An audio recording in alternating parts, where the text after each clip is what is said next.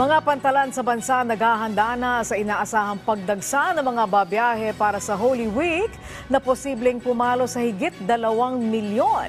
Mga pasahero pinaalalahanan muli na agahan ang pagpunta sa mga pantalan para iwas aberya. Si Benji Durango sa sentro ng balita.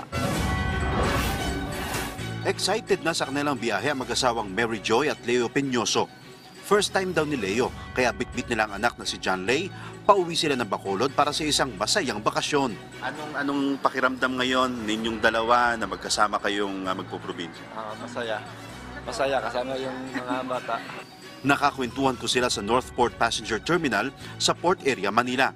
Kasama sila sa 860 na mga pasaherong maglalayag ngayong araw sakay ng biyaheng Iloilo-Bacolod. Kaninang umaga, maayos pa ang sitwasyon sa pantalan. Marami pang bakanting upuan at wala pa ring siksikan. Hindi pa ramdam ang exodus pero busy na ang mga bantay. Sa pagtataya ng Philippine Ports Authority, papalo na mahigit 2 milyong biyahero ang sabay-sabay na magdadatingan sa lahat ng pantalan sa bansa simula weekend. Pero pinaalalahanan ng PPA ang mga biyahero na dapat agahan ng 3 hanggang 4 na oras ang pagpunta nila sa mga pantalan para makaiwas na sa anumang aberya. Kaya naman si Tatay Vicente na taga Cavite pa, maaga ko ring nadatnan dito sa Northport. Ang biyahe niya pa Cebu, bukas pa. Bakit ang aga mo? Napagagawa hindi ko alam na ma-delay yung biyahe. Hindi na raw siya uuwi ng Cavite. Tutal naman daw, pwedeng magpalipas na magdamag sa terminal. May mga banyo naman na pwedeng magamit sakaling tawagin ng kalikasan. May drinking fountain din para sa libreng maiinom. Pwede naman kasi magbaon na makakain para hindi magutom. Pwede rin bumili sa pantalan kung may available naman. Safe naman ang pantalan lalo't magkatuwang ang PNP at Port Security para bantayan ang seguridad ng mga biyahero.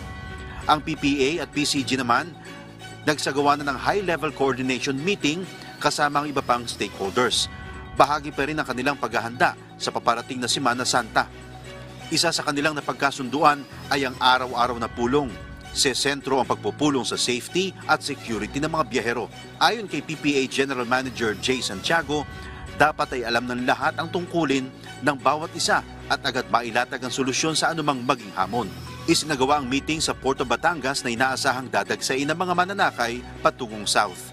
Nakakumpiska ang mga otoridad ng ilang combustible materials. Handang-handa na tayo dito sa PPA. At kung makikita nyo ngayong araw na to, tayo ay nakipagpulong sa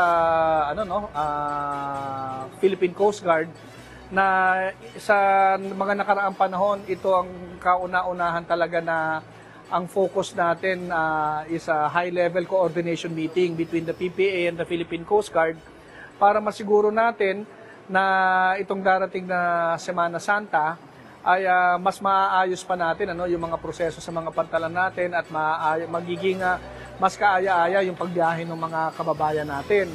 Benji Durango, para sa Pambansang TV, sa Bagong Pilipinas.